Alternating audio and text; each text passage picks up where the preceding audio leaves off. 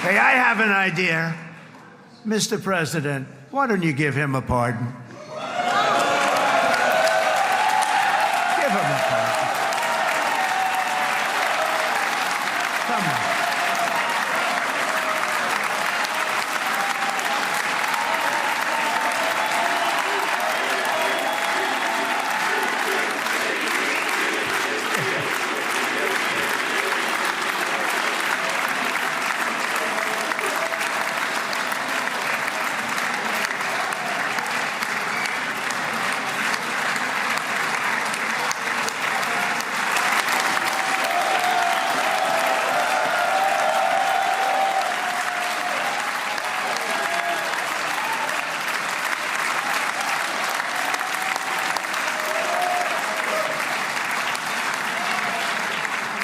By the way, that was not in the speech, as you probably know.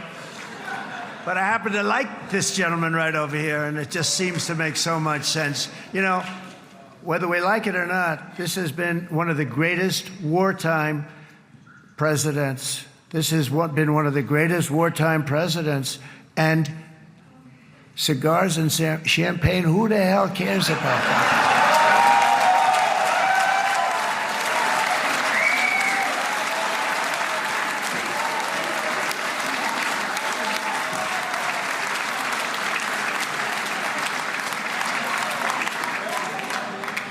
All right, enough controversy for the day, right? This is not only the end of a war. This is the end of an age of terror and death and the beginning of the age of faith and hope and of God.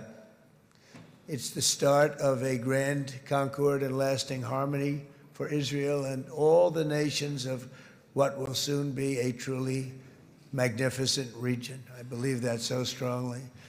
This is the historic dawn of a new Middle East. This man is a good man right here. These two men are good men right here.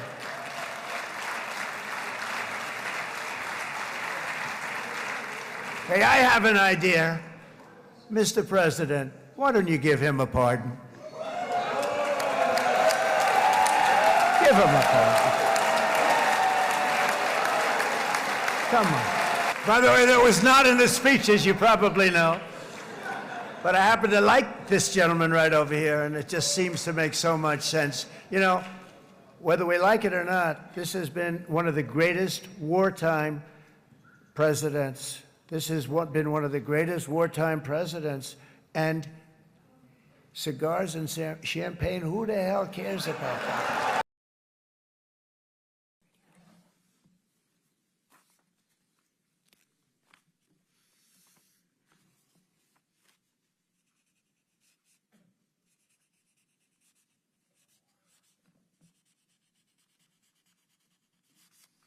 Okay.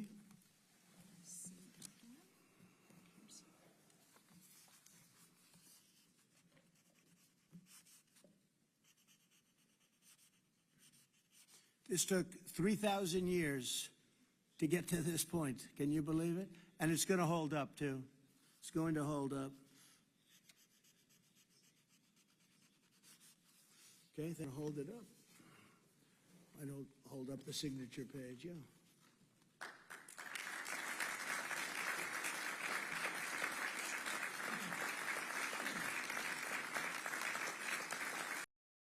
This is something that's taken off like a rocket ship, and it did from the beginning, and I've heard for years this is the biggest deal, it'll never happen. For years, long before I ran for office, that this is the Middle East. It's the biggest, most complicated deal, and also it's the place that could lead to tremendous problems like World War III. They always talked about World War III would start in the Middle East, and that's not going to happen.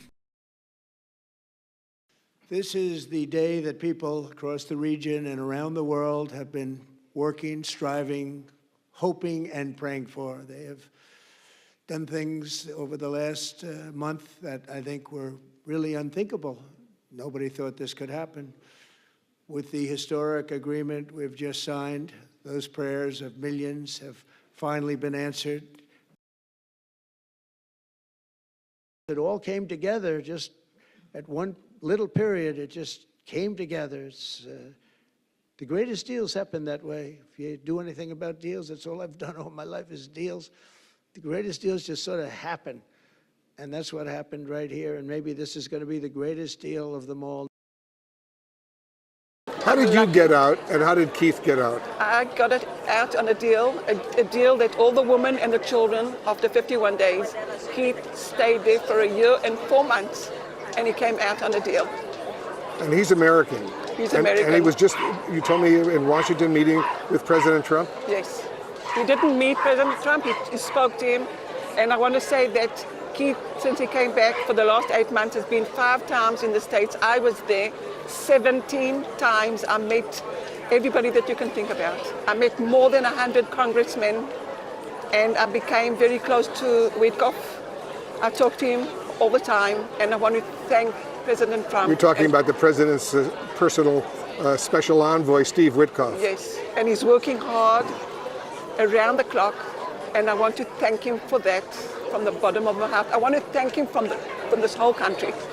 We need to smile. We've been waiting for it for too long. It's been so sad, just so sad. And for us, Keith and I, being a hostage, knowing what's happening there and what they're feeling, the hostages, is one of the worst things that any person can go through. So many of the hostage families I've been seeing here at Hostage Square are telling me they give so much credit to President Trump for making this happen.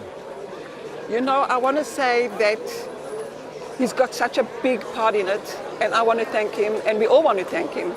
But I do know that soldiers have been working so hard, and so many of them have died.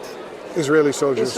Israeli soldiers have died because they've done everything they could to bring the hostages home. So I think it's like a work that they did together. And our president, Bibi Netanyahu, has pushed and wants them home alive.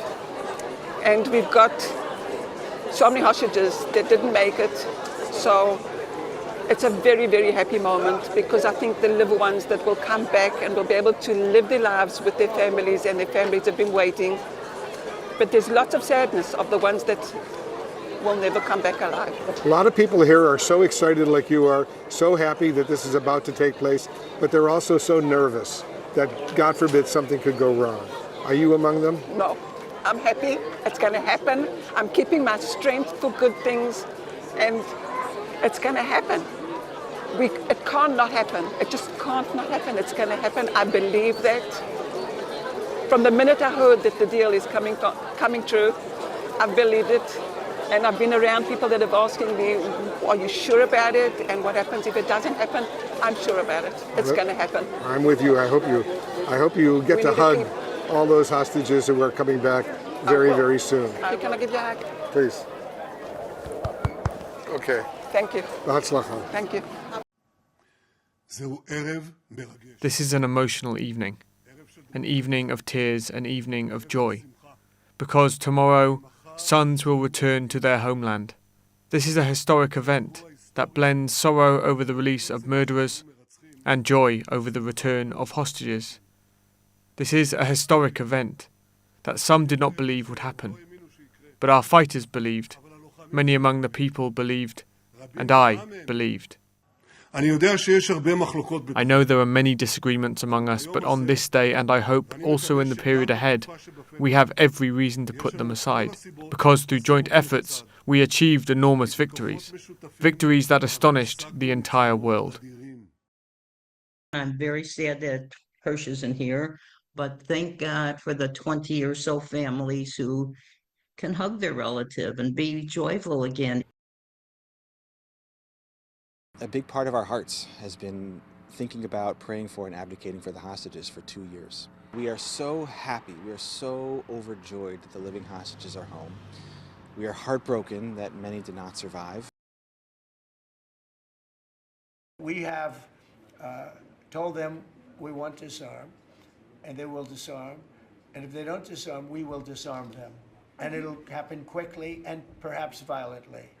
But they will disarm. Do you understand me? It's a long day, and we did a couple of big ones. That first one was it's getting great reviews, I will tell you. There's a lot of meat in there. They're dissecting it and just playing it all night long. It's been It's been very good. I think it's a very important day, because nobody thought this was possible. It has been a long-stated goal of President Donald Trump's to bring the war in Gaza to an end, and he had the chance to visit the region after helping broker a ceasefire agreement that so many hope will lead to a permanent end of the conflict. Trump is receiving credit for the role that he played here, as several world leaders have acknowledged his diplomatic efforts, and chants of "Thank you, Trump" have been heard on the ground in recent days. There were a couple of key stops during his visit. Trump arrived in Israel, where he met with hostage family members and addressed the Israeli parliament. He then visited Egypt for a signing ceremony and a summit focused on what's next for Gaza, specifically what stability and security could look like going forward. This is not only the end of a war. This is the end of an age of terror and death, and the beginning of the age of faith and hope and of God. It's the start of a grand concord and lasting harmony for Israel and all the nations of what will soon be a truly magnificent region. I believe that so strongly. This is the historic dawn of a new Middle East.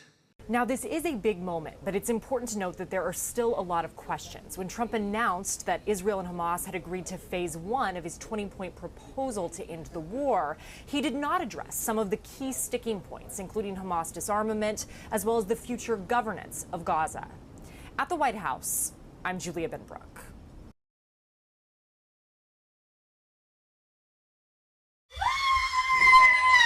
Emotional reunions as the final 20 hostages held by Hamas were reunited with their families across Israel. People cheered in Tel Aviv, celebrating this milestone moment. Under a U.S. brokered ceasefire deal, hundreds of Palestinian prisoners and detainees were met with large crowds as they also reunited with their relatives in the West Bank. President Donald Trump declared a dawn of a new Middle East. This deal, this once-in-a-lifetime deal, nobody's ever seen anything like what's happening today. On Monday, photos released by the Israeli Prime Minister's office show a freed hostage playing with his children for the first time in 2 years. Families say they never stopped fighting for the release of their loved ones. Keep sharing your stories to policymakers. Keep telling us what do you think needs to happen, and give us ideas on how we can break the deadlock. And we kept doing that. They kept open the White House for us. And President Trump has done it. President Trump said that phase 2 of his 20-point ceasefire plan to end the war between Israel and Hamas has already started as he meets with world leaders in Egypt for a summit on Gaza's future and peace in the Middle East. You look at Gaza, it needs a lot of cleanup.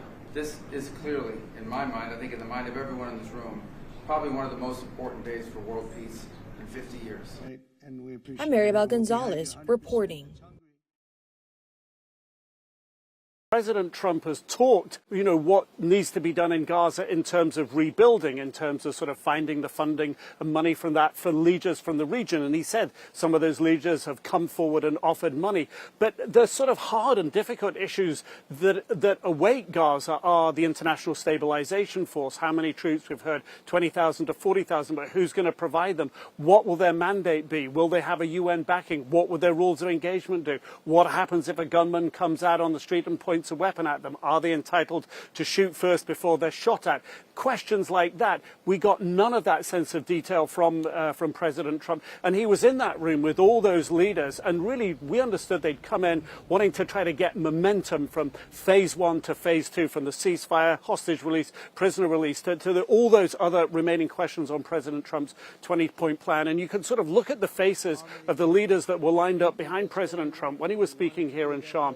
You had Prime Minister of Greece, Kyriakos Mitsotakis, standing behind him. Giorgia Meloni, the Italian Prime Minister, next to him, next to her, was the Pakistani Prime Minister, Shehbaz Sharif. He gave a very glowing speech of praise to President Trump, a speech, by the way, thanking the president for the peace that he brought between India and Pakistan, which that war had really escalated earlier on in the year. I was there. President Trump, the United States, was heavily involved in de-escalating there. But also, you have to remember the Pakistan Prime Minister looking for a better relationship with the US President as well. Next to him, you had the British Prime Minister, Keir Starmer, the Canadian Prime Minister, Mark Carney, next to him. And the look on their faces sort of told you, like, where is the momentum?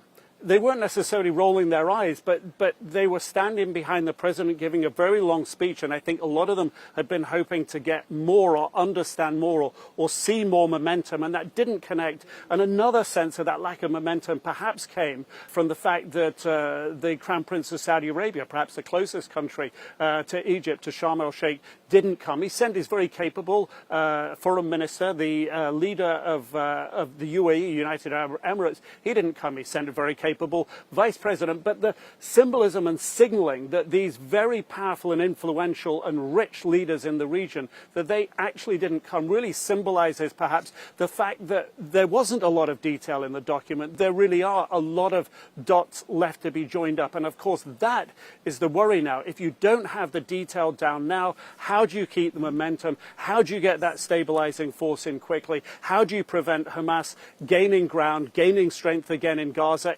Israel is waiting for the international community to disarm Hamas. These are the sort of competing tensions, and I don't believe we got a sense of progress on that from what President Trump said. Can we get the documents, please? We've just seen Donald Trump, the president of Egypt, the emir of Qatar, and the president of Turkey all sign the agreement here, which effectively, to their minds, ends the war in Gaza. There is an awful lot still to do in order to ensure that that war is over and that there is a prospect for future peace in the Middle East. But if you were to ask anybody in the room where he was today, any of those leaders, including those guarantors, those mediators who have cut this ceasefire deal and are hoping that this is an end to the war, they are guaranteeing that both sides will keep to this commitment. That is the idea of this. They will all tell you in that room that they want this conflict to end. This conflict in Gaza is the through line to potential peace in the Middle East.